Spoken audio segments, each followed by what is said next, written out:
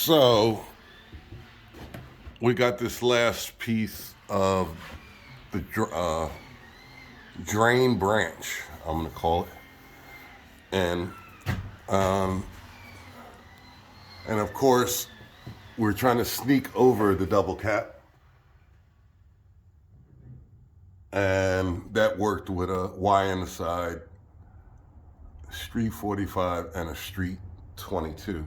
Same thing here. The good thing I got a long sweep in here, and on this end, I'm gonna get another long sweep to go up. Now this is for the laundry tray. Of course, as you know, the clothes washer, you get a lot of lint and stuff. So it's just a habit of mine. You could do it the way you want. You can actually do this 1.5 inches. But I always do laundry trays, standpipes in 2-inch. I've seen them in 1.5 inches. I just don't do it. So, and we got the lavatory to go up. And we got a long sweep on it. This one is not a long sweep, but if you notice back here is air.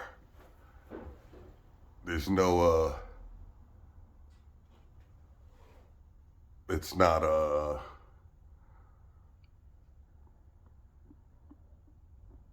no water should get back there. I'll tell you what though, if it clogs, it will. And hold on, let me show you something, I'll pause it. So, here's our TY coming up for the lavatory. This is the same pipe I just showed you that was not a long turn. It is the drain, the extension of the drain for the tub.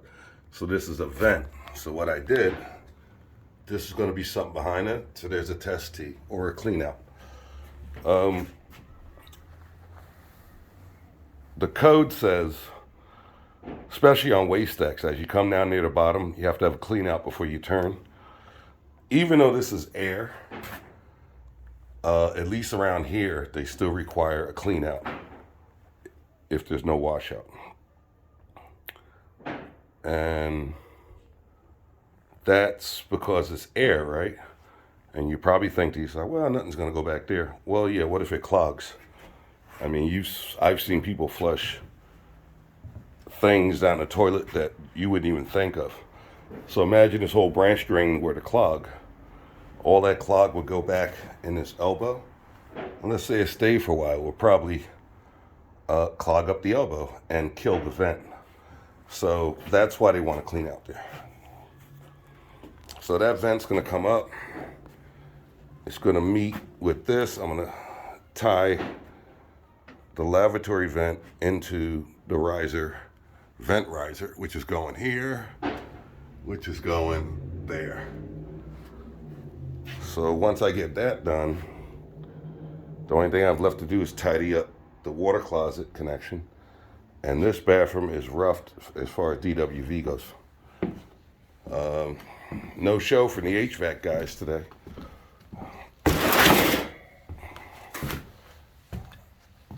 And it's still the way it is. A hot mess. I was just reading up on the Goodman, and I said this in another video. I have a feeling that if you ran it with this restriction, the furnace would say, and it'll shut down because it's not balanced.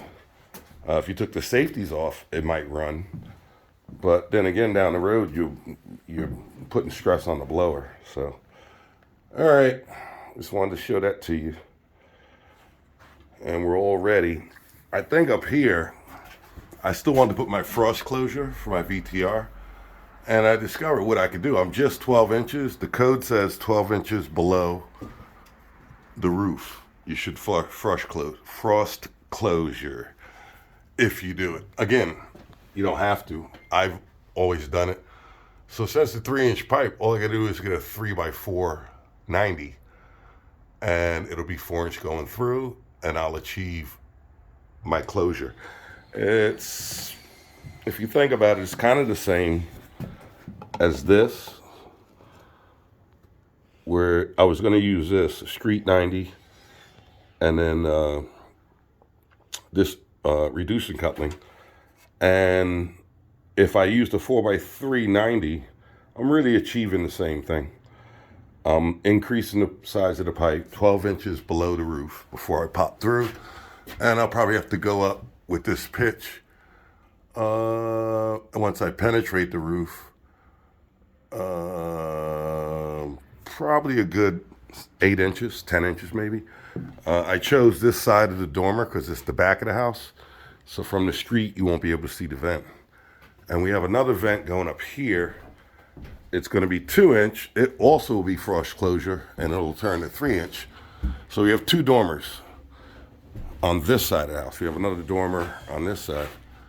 But there's 2 dormers here, one there and one here. And I'm going to do the same thing if I can, is put the vent on the back side of the dormer. Maybe come to a little lower if I can. And that's going to be the vent for the sewer ejector, which is in the basement. And as you know, the code for those guys is, guys used to find the nearest vent pipe, tie the sewer ejector vent off the can into the vent. That's not a good idea. There's a lot of pressure created in that can when that pump comes on. The sewer ejectors aren't sump pumps. They're usually high horsepower, high velocity pumps. They're usually emulsifiers also. So you always want to make sure you have the vent all the way to the roof if you can by itself. Now, when they first started out back, they got so crazy. You know how the code is. Something will happen and they go nuts on the code and they'll go overboard. But that's one they did right, because it created a lot of problems. A lot of people with sewer ejectors in the basement, either it didn't work or it would affect the venting in the plumbing system. So the code said, you know what? Run it to the roof and don't tie it to anything else. Or sometimes you can get up just before you go to the roof, you could hit the stack and tie it in, and it would be the uppermost thing, the last pipe before you go to the roof. And this way, with the volume or the CFMs it was pulling down the vent, it would be the first thing vented. I was supposed to have whole VTRs on this side, this dormer, or over there, and on this side. So I got it down to 1 vent through the roof, so I'm back to 2. And the second one will be the vent for the ejector, which is 2 stories down, or 3. I'm on the 3rd floor in the basement. I think I'll be able to bring the vent for the bathroom down there, not the ejector, but the bathroom. I should be able to get that above the 1st floor. I have a spot where I think I could tap back into the vent on an air-only line. Like this pipe coming up here from the kitchen is air only. So if not, I have a shot. I'll just run the other one up here. For the price of a stick of pipe, and the way this place is framed out, and it's beautiful, you could do anything you want here. Why would you take a chance? Something I say to all the guys out there, young and the older guys like me, I'm not a young guy. If you're in a situation like this where the sky's the limit, you can do anything you want, get any pitch you want. I mean, it's going to take work. Don't shortcut it, especially when you're in a position where everything's so wide open. You could just really make it right. Don't shortcut it. Things are going to happen anyway. No one's perfect, including me. But do your very best, especially in a situation like this where you have everything on your side to make it a great job.